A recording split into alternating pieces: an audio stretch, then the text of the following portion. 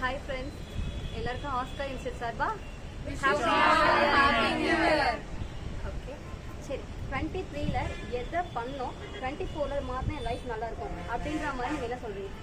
Ma'am, நான் வந்து எப்படின்னா, நான் பேசிக்காக ரொம்ப ஓவர் திங்க் பண்ணுவேன். அது வந்து நான் எப்போவுமே பண்ணி எனக்கு நிறைய ட்ராபேக் வந்துருக்கு மேம். ஒரு எக்ஸாமில் நான் ஃபெயிலே ஆகியிருக்கேன் மேம்.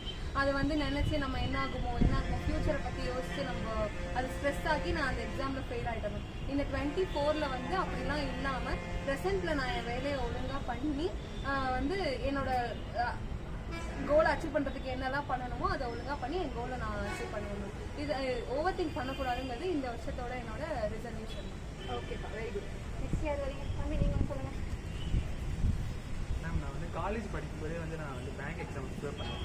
நான் இப்போ தான் மேம் ப்ரிப்பேர் பண்ணி ஸ்டார்ட் பண்ணேன். இப்போ எனக்கு என்ன தோணும், நான் முன்னாடியே ப்ரிப்பேர் பண்ண ஆரம்பிச்சிருக்கலாம். நான் காலேஜ்